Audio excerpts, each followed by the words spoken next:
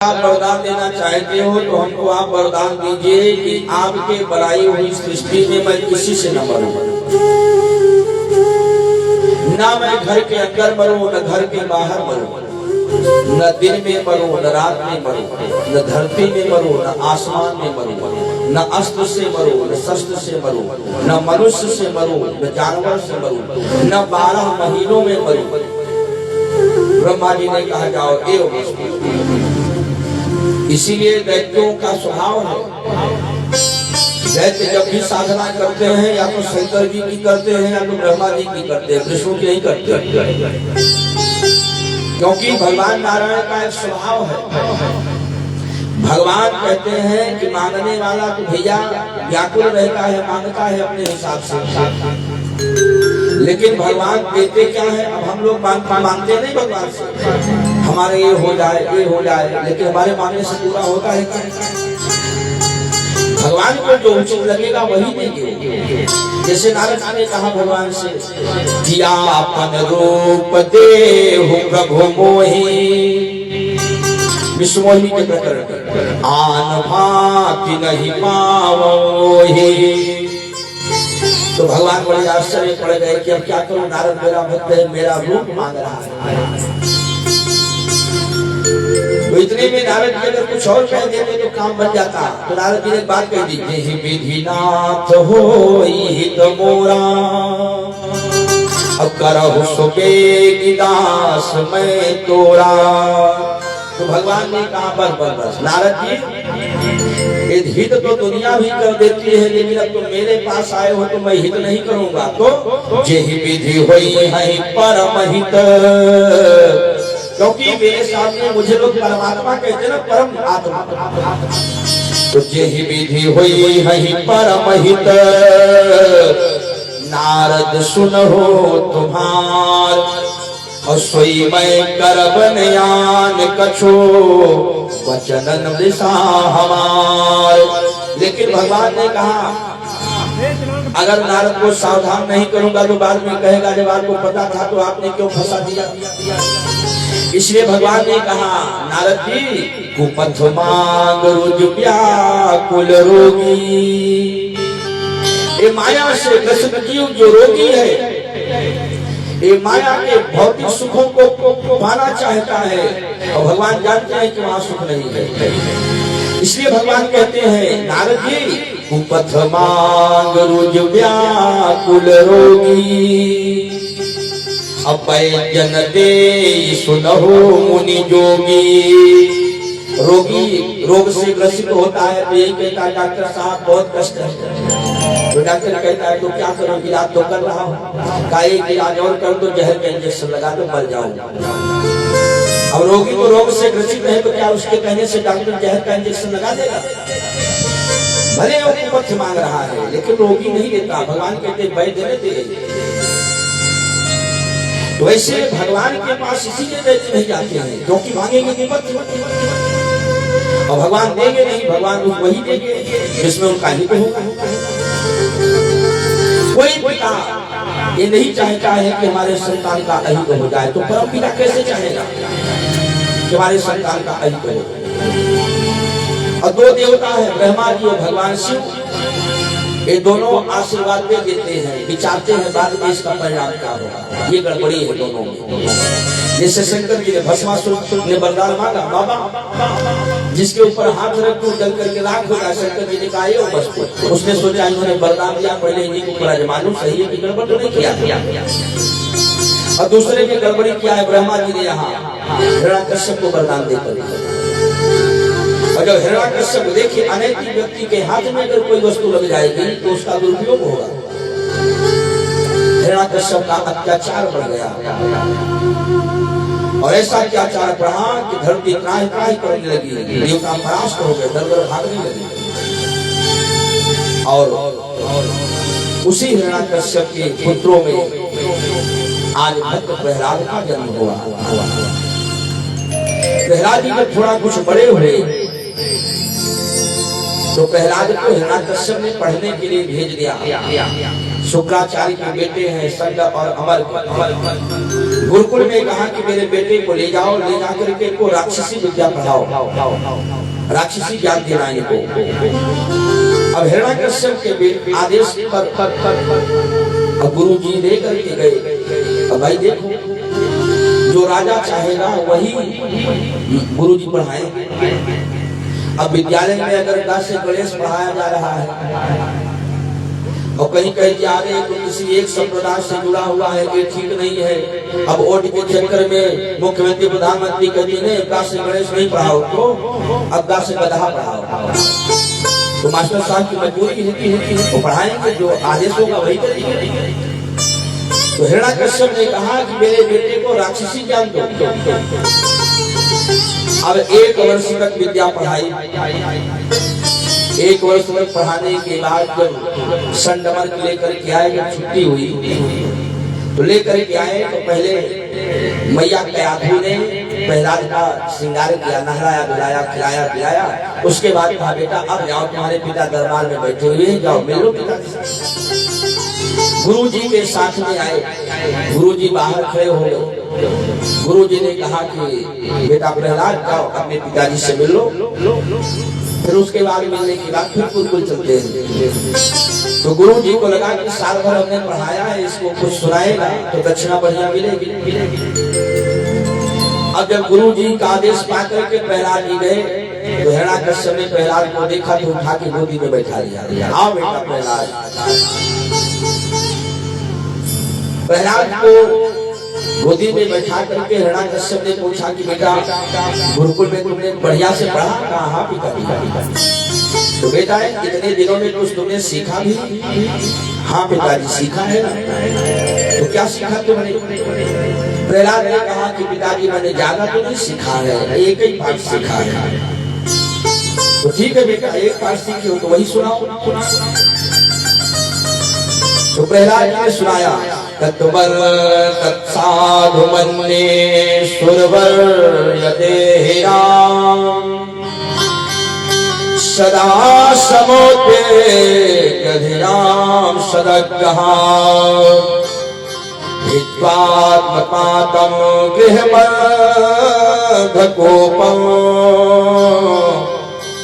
वनम गतो यदि हरिमाश्रयेत। प्रहलाद जी ने कहा कि पिताजी ये जो संसार है ना, ये संसार अंधेरा कुआं है।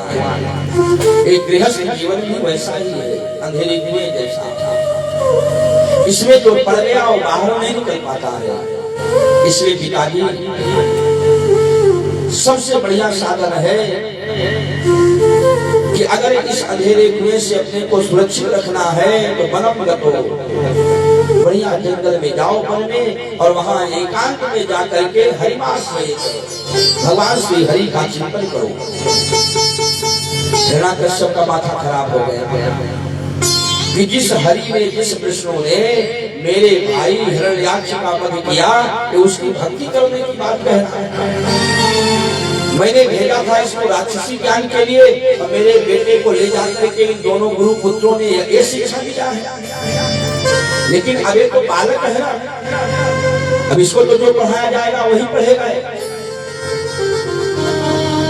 हिरण्यकश्यप ने प्रहलाद को गोदी से नीचे उतारा, बेटा बहुत बढ़िया, जाओ तुम बाहर जाओ, गुरु जी को अंदर भेजो। अब प्रहलाद जी गए, गुरु जी से कहा कि गुरु जी आज जाइए, आपको पिताजी बुला रहे हैं। तो गुरु जी को लगा कि इसने बढ़िया कुछ सुनाया होगा जो हमने इतने दिन पढ़ाया है, तो दक्षिणा मिलेगी। दक्षिणा का नंबर आ गया है। और जो गुरु जी जैसे ही गए, हिरण्यकश्यप ने अपनी तलवार निकाली और तलवार निकाल के गुरु जी के गर्दन पे धर दी। हरामजादो, मैंने भेजा था बेटे को कि राक्षसी ज्ञान देना, और तुम मेरे बेटे को बाबा वैराग्य वाला ज्ञान दे रहे हो। आकर के मुझसे कहता है कि पिताजी ये संसार अंधेरा कुआं, इसमें से निकल करके भगवान का भजन करो। मेरे शत्रु का चिंतन करने की बात कर रहा है। यही पढ़ने के लिए भेजा था मैं, यही पढ़ाते हो। दोनों ने कहा कि महाराज क्षमा करना, हमारे पूरे कोर्स में ऐसा कोई अध्याय नहीं है। तुम्हारे बेटे ने कहां से सीख लिया है मुझे नहीं पता है। मैंने आज तक इस विषय की कोई बात ही नहीं किया। मुझको आप मौका दीजिए, मैं उसको सुधारूंगा, समझाऊंगा। ठीक है, ले जाओ। उसके जवान पर मेरे शत्रु का दोबारा नाम नहीं आना चाहिए। ठीक है महाराज। प्रहलाद को ले आए, बड़ी कठिनाई के साथ रखते हैं। और कुछ दिन के बाद जब फिर लेकर के आए तो हिरण्यकश्यप ने फिर प्रहलाद को बुलाया। बेटा प्रहलाद, अब क्या सीखा तुमने? प्रहलाद जी ने कहा कि पिताजी अब 9 पाठ सीख गया। 9 पाठ? हाँ, तो सुनाओ बेटा। प्रहलाद जी ने कहा कि मेरे 9 पाठ हैं पिताजी, मैं 9 को मैं बता रहा हूँ। श्रवणम कीर्तनम वृषो स्मरणं पाद सेवनम् अर्चनं वन्दनं दास्यम् सख्यम् आत्मनिवेदनम्। जो राम जी ने माता सबरी को नवधा भक्ति का ज्ञान दिया था, वही नवधा भक्ति की बात प्रहलाद जी ने कर दी। श्रवणं कीर्तनं विष्णोः स्मरणं पाद सेवनम् अर्चनम वंदनम दास्यम सख्यम आत्मनिवेदनम्। अब जैसे ही कहा तो प्रहलाद को गोदी से फेंक दिया हिरण्यकश्यप ने। अभी एक पाठ सीख कर क्या था, 9 पाठ सीख गया। इन हरामजादों को मैं जीवित नहीं छोड़ूंगा। अब तो कहा तो गुरु जी को थर-थर कांप रहा है। भगवान, एक बार भी ये सब मैंने पढ़ाया नहीं, कहां से सीख गया? महाराज क्षमा करना, हमको तो लगता है कि तुम्हारा बेटा पढ़ाए पैदा हुआ है, हमने कुछ पढ़ाया नहीं। और मैं सोचता था कि बालक है, राजकुमार है, इसलिए हम इसको दंडित भी नहीं कर सकते। हिरण्यकश्यप ने कहा कि जितनी जल्दी हो सके मेरी नजरों से इसको दूर कर दो, मैं इसको देखना नहीं चाहता हूँ। अगर इसको सुधार सकते हो तो सुधारो, और नहीं सुधार सकते हो तो इसको मैं मौत के घाट उतार दूंगा। ये मेरे शत्रु का नाम लेता है। संडबल ने कहा कि एक बार और मौका दीजिए। ठीक है, ले जाओ। बड़ी कठोरता के साथ आज हिरण्यकश्यप के आदेश से प्रहलाद जी को आश्रम पर रखा गया। प्रहलाद जी जैसे थे वैसे ही थे। प्रहलाद जी के ऊपर कोई फर्क नहीं पड़ा। एक बात बताऊं, भगवान श्री कृष्ण कैसे हैं, राम कैसे हैं, का सामने है, श्याम रंग है दोनों का। और श्याम रंग ऐसा है कि इस पे कोई रंग नहीं चढ़ता है। वो सब पे चढ़ जाएगा, लेकिन श्याम रंग पे कोई दूसरा रंग नहीं चढ़ सकता है। और श्याम रंग में रंग गए हैं प्रहलाद जी, तो दूसरा रंग कहां से चढ़ेगा? हिरण्यकश्यप ने गुप्त रूप से कहा कि पता लगा कर क्या हो, देखो मेरे बेटे को क्या पढ़ाया जा रहा है, गुप्त रूप से पता करो। अब जब पता करने वाले गए तो उस दिन संयोग से गुरु जी बाहर गए हुए थे कहीं। उस समय प्रहलाद जी थे, दैत्य बालक भी थे, बैठे थे। प्रहलाद जी कीर्तन कर रहे थे एकांत में। दैत्य बालकों ने कहा कि भैया प्रहलाद जब तुम कीर्तन करते हो, भजन करते हो, नाचते हो तो हमें भी बहुत अच्छा लगता है। तो इच्छा तो हमारी भी होती है कि तुम्हारे साथ नाचे गाएं, लेकिन जैसे तेरे पिता की याद आती है ना तो रूह कांप जाती है। मुझे डर लगता है कि कहीं तेरा पिता हमें मार न दे। प्रहलाद ने कहा कि एक बात बताओ, हमको आज तक मेरे पिता ने बहुत प्रयास किया लेकिन मार पाए? अरे भैया तू तो भगवान का भक्त है, भगवान तेरी रक्षा करते हैं, हमारी रक्षा कौन करेगा? प्रहलाद ने कहा कि जो मेरी रक्षा करता है तेरी भी करेगा। मौका बहुत बढ़िया था। जैसे ही आश्रम खाली देखा, अब प्रहलाद जी खड़े हुए, एक दूसरे का हाथ पकड़ करके और आज कीर्तन प्रारंभ कर दिया। हरे राधा राधा कृष्ण राधा राधा राधा कृष्ण राधा राधा राधा कृष्ण राधा राधा राधा कृष्ण राधा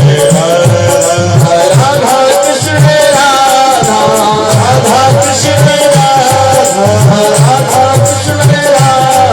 राधा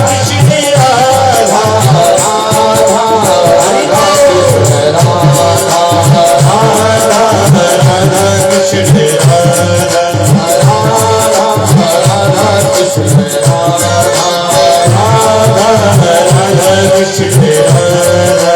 कीर्तन चल रहा है, उसी समय गुप्तचर लोग आए। गुप्तचरों ने देखा, अरे गुरु जी तो नहीं है, ये बच्चे तो कीर्तन कर रहे हैं, कहीं महाराज जी को पता चल गया तो। अब दौड़ करके आए, प्रहलाद जी को पकड़ा, ये कीर्तन बंद हो जाए। लेकिन एक बात बताओ, अगर किसी को 440 वोल्ट पकड़ लिया हो तो उसको जितने लोग पकड़ते हैं उतने लोगों के अंदर वही बिजली की ताकत प्रवेश करती है। जैसे गुप्तचरों ने पकड़ा, वो भी शुरू, अरे राधा राधा कृष्ण राधा राधा कृष्ण राधा राधा कृष्ण राधा कृष्ण राधा। हिरण्यकश्यप गुप्तचरों को भेजता रहा और जितने आए वो नाचते रहे। इतने में गुरु जी आए और जैसे गुरु जी ने देखा, कहारे जिसका असर था वही हुआ। एक बीमारी सबको लग गई, कभी तो ये नहीं खाए और आज सबको एक बीमारी लग गई है। कहीं हिरण्यकश्यप आ गया और देखा तो ये तो नाचे नहीं है, जो जिसको भेजा है वही नाच रहे साथ। तो ये सब तो जामई करेंगे, हमको भी लेके जाएंगे। गुरु जी ने पकड़ा प्रहलाद को और जैसे गुरु जी ने पकड़ा तो गुरु अरे राधा राधा कृष्ण राधा राधा राधा कृष्ण राधा राधा राधा कृष्ण राधा राधा राधा कृष्ण राधा राधा कृष्ण राधा राधा कृष्ण राधा राधा कृष्ण राधा राधा कृष्ण राधा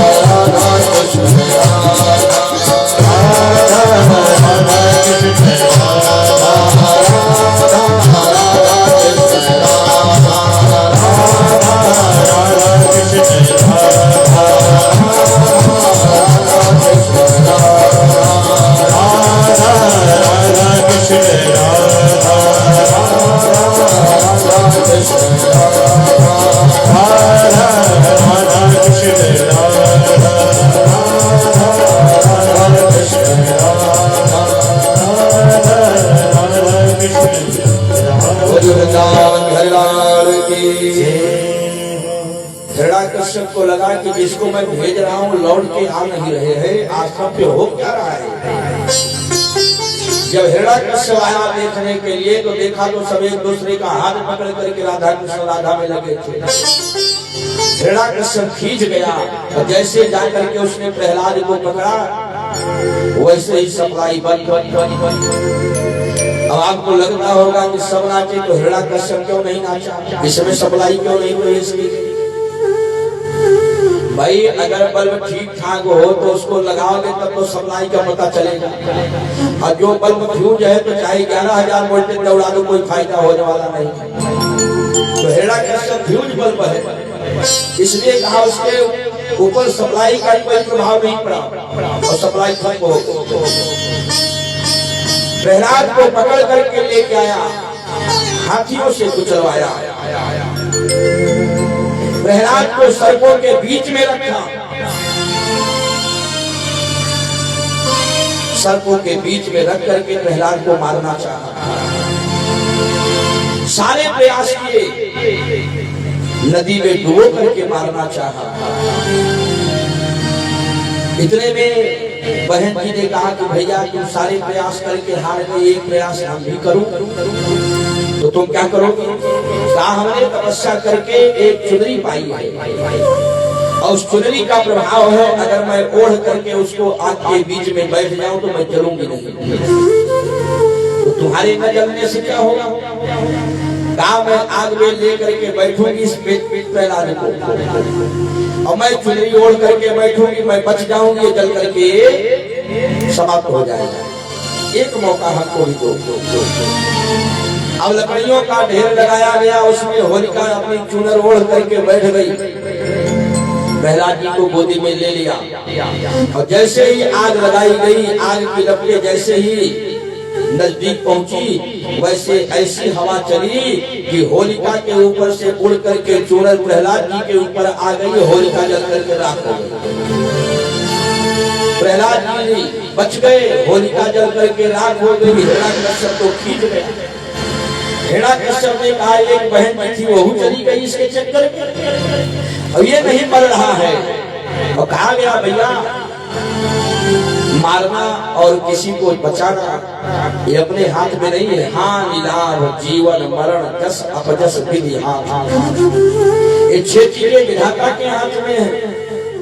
कोई किसी को नहीं मार सकता है जब तक भगवान न चाहे। किसी ने बड़ी प्यारी बात कही है, अरे मरने वाला है भगवान, बचाने वाला है भगवान, मारने वाला है भगवान, बचाने वाला है भगवान, मारने वाला है भगवान, बचाने वाला है भगवान, मारने वाला है भगवान, बचाने वाला है भगवान। पालन माता होता उसका,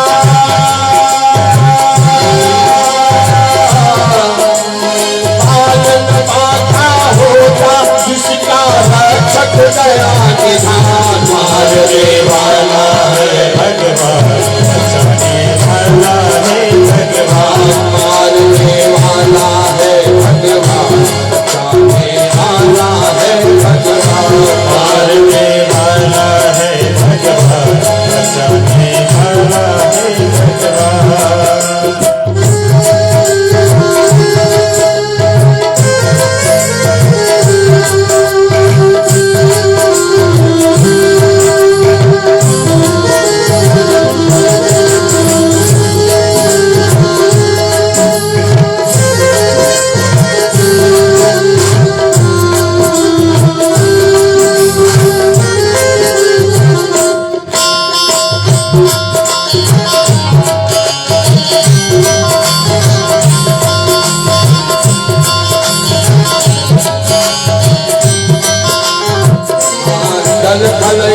आकाश पवन पर केवल उसकी सत्ता, केवल उसकी सत्ता, जल थल गगन आकाश पवन पर केवल उसकी सत्ता, ओ केवल उसकी सत्ता। प्रभु इच्छा के बिना यहाँ पर हिल न सके एक पत्ता, हिल न सके एक पत्ता, उसी का सोचा यहाँ पे होता, उसी का सोचा यहाँ पे होता, उसकी सच महान, मारने वाला है भगवान, बचाने वाला है भगवान, मारने वाला है भगवान, बचाने वाला है भगवान, मारने वाला है भगवान, बचाने वाला है भगवान। पालन माता होता जिसका रक्षक दया निधान, मारने वाला है भगवान, बचाने वाला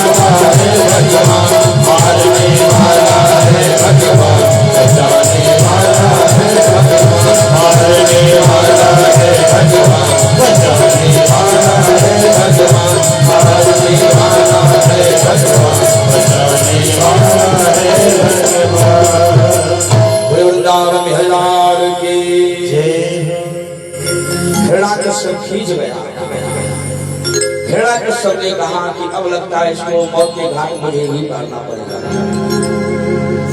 एक लोहे के खंभे को बिल्कुल आग में तपा करके रखा, आग की लपटें निकल रही है उससे। हिरण्यकश्यप हाथ पकड़ करके प्रहलाद को लेकर के आया। बता, तू कहता है कि तेरा परमात्मा सर्वत्र है, तो तू मुझे बता कि क्या इस तपते हुए लोहे के खंभे में तेरा परमात्मा है? प्रहलाद जी ने कहा कि कैसे कहो कि प्रभु इसमें आ जाओ, क्योंकि मेरे प्रभु बड़े कोमल हैं और ये लोहे का खंभा तप रहा है, इससे आग की लपटें निकल रही हैं। कैसे कहूं कि आप इसमें आ जाओ? अपने प्राणों के लिए, अपने जीवन की रक्षा के लिए मैं अपने प्रभु को कष्ट कैसे दे सकता हूँ? देखिए, सच्चे भक्त की यही परिभाषा है। हम लोग अपना काम साधने के लिए भगवान से कहते इतनी देर से पूजा कर रहे हैं, ये भी काम नहीं किया हमारा। लेकिन जो सच्चा भक्त है ना, वो भगवान की इच्छा से अपनी इच्छा जोड़ करके रखता है। कभी अपने निमित्त भगवान को कोई कष्ट नहीं देना चाहता। और सबसे प्यारा उदाहरण देखिए, रामकृष्ण परमहंस जी थे, विवेकानंद जी के गुरु। रामकृष्ण परमहंस जी से माँ भगवती प्रत्यक्ष बैठ बैठ के बात करती थी सुबह शाम। भक्ति की ऐसी बात साधना थी उनकी कि माँ भगवती उनके सामने बैठ बैठ के प्रत्यक्ष बात करती थी सुबह शाम। माँ जगत जननी की पुजारी थी। और रामकृष्ण परमहंस जी को कैंसर का रोग था। तो लोगों ने कहा कि गुरु जी, आपके पास इतना गंभीर रोग है कैंसर का, आप इस रोग से पीड़ित हो। और माँ भगवती आपसे सुबह शाम रोज बात करती है, प्रत्यक्ष बैठ करके बात करती है। अगर आप एक बार माँ जगत जननी से कह भर दो तो आपका रोग ठीक हो जाएगा। जगदम्बा जिसके सामने बैठी हो उसके लिए रोग क्या है? तो रामकृष्ण ने कहा कि मूर्ख, जो जीवन नाशवान है उस नाशवान जीवन को रखने के लिए और इस रोग को दूर करने के लिए मैं अपनी माँ को कष्ट दूं। अरे मैं भले मर जाऊं लेकिन मैं अपनी माँ को कष्ट नहीं दे सकता हूँ। और 35 वर्ष की अवस्था में कैंसर से पीड़ित होकर के चली गई, लेकिन माँ भगवती को उन्होंने ये नहीं कहा कि मेरा कष्ट दूर कर दो। और हम दो अगरबत्ती 2 महीने जलाए नहीं कि भगवान सामने फैला के आंचल खड़े हो गए। इतने दिन से अगरबत्ती जला रहे हैं, कुछ किया तो नहीं। लेकिन सच्चा भक्त कभी नहीं कहता है कि हमें भले ही कष्ट मिल जाए लेकिन मेरे प्रभु को कोई कष्ट नहीं मिले। प्रहलाद जी कहते हैं कि मेरे प्रभु बड़े कोमल हैं। और भगवान की कोमलता का वर्णन किया गया है कि मेरे प्रभु कितने कोमल हैं। सबसे कोमल जानते क्या है? सबसे कोमल है कमल। सबसे कोमल कमल, और कमल से भी कोमल है कमला, लक्ष्मी। आप कहीं भी देखो तो लक्ष्मी जी हमेशा कमल के फूल पर खड़ी मिलेगी, आपको जमीन में नहीं मिलेगी। सबसे कोमल कमल, कमल से भी कोमल कमला, और कमला से भी कोमल कमला के करतल हाथ, जिससे भगवान के चरण दबाती रहती है। और कमला के करतल से भी कोमल है भगवान के कमलवत चरण। अब जिसके चरण इतने कोमल है, लक्ष्मी जी धीरे धीरे दबाती हैं कि प्रभु को कोई कष्ट न हो। उसके और अंग कितने कोमल होने, अब उसको प्रहलाद जी कैसे कह दे कि तपते हुए लोहे में आ जाओ। और हिरण्यकश्यप तलवार लेकर के खड़ा है, बता तेरा परमात्मा इस लोहे के खंभे में है। प्रहलाद ने कहा कि कैसे पुकारो, किसमें आओ। इतने में प्रहलाद जी ने देखा कि उस तपते हुए लोहे के खंभे पर एक चींटी आ रही है, जा रही है। आग की लपटें निकल रही है और चींटी चल रही है। प्रहलाद जी मुस्कुराए। भगवान दिखाना चाहते हैं कि आग की लपटें इस चींटी का कुछ नहीं कर पा रही है, तो मेरा क्या कर पाएंगे। जैसे हिरण्यकश्यप ने कहा तो बता तेरा परमात्मा इसमें है। प्रहलाद जी ने कहा हाँ पिताजी, वही मारा इस लौ खड़क खंभ मारा। आपके हाथ में जो तलवार है उसमें भी है परमात्मा, और इस सामने जो लोहे का खंभा है इसमें भी है परमात्मा। जैसे ही हिरण्याकश्यप से प्रहलाद जी ने कहा, वैसे हिरण्याकश्यप ने दोनों हाथ से तलवार पकड़ी और खंभे पर तेज से प्रहार किया। खंभे के 2 टुकड़े हो गए, और जैसे खंभे के टुकड़े हुए, आज उसमें से खंभे को फाड़ करके भगवान हो गए। भगवान की जय हो। जैसे ही दर्शन भगवान का प्राकट्य हुआ, जो आज हिरण्याकश्यप के जो सेवक थे वो सब भाग गए। आप दरबार में कोई टिका नहीं, एक दूसरे पर गिरते पड़ते भागते नजर आए। हिरण्याकश्यप भी तलवार लेकर के भागा, लेकिन हिरण्याकश्यप भागा तो, लेकिन हिरण्याकश्यप रुक गया। उसको ब्रह्मा जी का वरदान याद आ गया, अरे ये मेरा क्या करेगा? ऐसा वरदान मैंने मांगा है कि मेरा कुछ नहीं कर सकता है। भगवान ने पकड़ा हिरण्याकश्यप को और पकड़ करके घसीट करके ले आए दरवाजे की देहरी पर। भगवान उसको अपनी जंघा पर लेकर के बैठ गए। हिरण्याकश्यप से कहा कि पहचान मुझको। हिरण्याकश्यप ने कहा कि तू मेरा कुछ नहीं कर सकता है। क्यों? मैंने ब्रह्मा जी से वरदान मांगा है, और ऐसा वरदान मांगा है कि तुम मेरा कुछ नहीं कर सकते। भगवान ने कहा कि हिरण्याकश्यप, मेरा एक स्वभाव है, मैं किसी के वरदान को नष्ट नहीं करता हूँ। तूने जो जो वरदान मांगे हैं, मेरे एक एक वरदान को याद दिला करके तब तुझे मैं मारूंगा। क्या वरदान मांगा है तूने?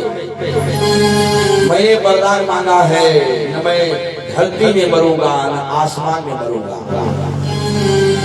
भगवान ने कहा इस समय ना तो धरती में है और न इस समय तू आसमान में है, इस समय तो मेरी गोदी में है। अरे मैंने वरदान मांगा है, न मैं घर के अंदर मरूंगा न घर के बाहर मरूंगा। भगवान ने कहा इस समय मैं घर के अंदर हूँ न घर के बाहर हूँ, दरवाजे की देहली पर बैठा हूँ, न अंदर हूँ न बाहर हूँ। मैंने वरदान मांगा है कि मैं न दिन में मरूंगा न रात में मरूंगा।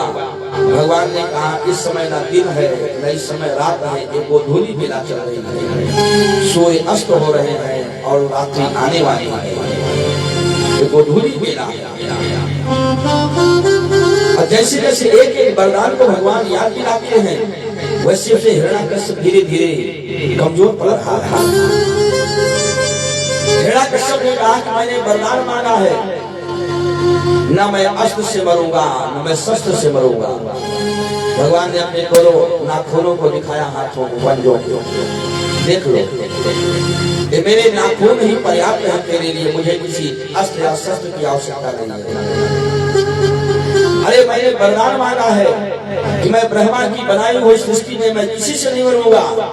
भगवान ने कहा कि मैं ब्रह्मा की बनाई हुई सृष्टि में नहीं हूँ, मैंने ब्रह्मा जी को खुद बनाया है, ब्रह्मा जी ने मुझे नहीं बनाया। मैंने वरदान मांगा है कि मैं 12 महीने में नहीं मरूंगा। भगवान ने कहा ये अधिक मास चल रहा है, 12वां महीना 12 में एक भी नहीं है, ये अधिक मास चल रहा है। मैंने वरदान मांगा है कि मैं ना मनुष्य से मरूंगा न मैं जानवर से मरूंगा। भगवान ने कहा मेरे रूप का दर्शन कर ले, आधा नर हूँ आधा सिंह हूँ, ना मैं मनुष्य में हूँ न मैं जानवर में हूँ। और ऐसे वरदानों को याद जा करके भगवान ने उसकी छाती को फाड़ करके मौत के घाट उतार दिया। उसकी हथेलियों को निकाल करके भगवान ने अपने गले में डाल दी। उसके रक्त से पूरे शरीर को रक्त रंजित कर दिया भगवान ने, और क्रोध में आकर के भीषण गर्जना कर दिया। आपकी वो लोक में हाहाकार बच गया। ब्रह्मा जी शिव 33 को देवता काम रहे हैं कि हिरण्याकश्यप का तो संहार हो गया, लेकिन प्रभु के क्रोध को कौन शांत करेगा? पूरा दरबार खाली है, भगवान गर्जना कर रहे हैं और आप प्रहलाद जी उनके सामने खड़े हैं। केवल एक प्रहलाद है तो भगवान के सामने खड़े हुए हैं, बाकी पूरे लोग भाग गए से छोड़ करके। ब्रह्मा जी को लगा कि मैं जाऊं स्तुति करूं, शायद भगवान का क्रोध शांत हो जाए। ब्रह्मा जी हंस पर बैठ करके आए देवताओं के सही। लेकिन ब्रह्मा जी को जैसे ही देखा भगवान ने कहा तुम्हारे वरदान के कारण ही ऐसा हुआ है, ऐसा वरदान दिया जाता है। भगवान ने कुछ कहा नहीं और ऐसी गर्जना करी कि ब्रह्मा जी का हंस देवताओं के बाहर सब एक दूसरे को लेकर भाग गए। अब ब्रह्मा जी भागे तो उधर से शंकर जी नंदी पे बैठे चले आ रहे थे। ब्रह्मा जी ने पूछा कि कहाँ जा रहे हो? शंकर जी ने कहा कि जहां से तुम आ रहे हो वहीं हम जा रहे हैं, जाओ। और जो बाबा भोलेनाथ आए, भगवान के सबसे प्रिय है बाबा, मेरी बात तो जरूर मानेंगे। लेकिन जैसे ही बाबा नंदी पर बैठे हुए प्रवेश किया, वैसे भगवान ने गर्जना किया, ये भी कम नहीं है ब्रह्मा जी से, ये भी वरदान देते हैं, कोई विचार नहीं करते। ऐसी गर्जना किया कि नंदी भी बाबा को लेकर भाग गए। लोगों ने कहा अब क्या होगा? देवताओं ने लक्ष्मी जी से प्रार्थना किया कि माता जी आप ही कुछ करो, क्योंकि कहा गया है कि पति देव चाहे कितने नाराज हो, अगर एक बार पत्नी सर धर करके मुस्कुराते हुए सामने आ जाए तो क्रोध तो कम ही हो जाता है कुछ। आप जाओ, हो सकता है कि शांत हो जाए। लक्ष्मी जी ने कहा चिंता मत करो, मैं भली भांति जानती हूँ उनको, मैं जाए। आवाज सोलह श्रृंगार करके पायल चम चम बजाते हुए लक्ष्मी जी जैसे ही प्रवेश किया और भगवान ने जो गर्जना करी तो लक्ष्मी जी कहा उल्टे पांव भाग गई। देवताओं ने कहा हो गया, अब कौन जाएगा? देवताओं ने दूर से कहा बेटा प्रहलाद अब तुम ही कुछ करो, ये तुम्हारे लिए ही ये रूप धारण किया है, अब इनके क्रोध को तुम ही शांत कर सकते हो। प्रहलाद जी ने भगवान से प्रार्थना करी, आंखों से आंसू बह रहे हैं प्रहलाद के, और प्रहलाद जी हाथ जोड़ करके भगवान से प्रार्थना कर रहे हैं कि प्रभु अपने क्रोध को शांत कीजिए। ये तीनों लोग थर कांप रहा है, आपके क्रोध को बर्दाश्त करने की सामर्थ्य वो लोग किसी में नहीं है। आज प्रहलाद जी जब हाथ जोड़ करके भगवान से प्रार्थना करने लगे तो भगवान ने उठा करके प्रहलाद जी को गोदी में ले लिया और चाटने लगे। भगवान का क्रोध शांत हो गया। भगवान ने दो बातें कही, बेटा प्रहलाद एक बात बताओ, ये तुम्हारी आंखों में आंसू क्यों है? मैंने तुम्हारे पिताजी को मार दिया, इसलिए अपने पिता की मृत्यु को देख करके तुम्हें दुख है।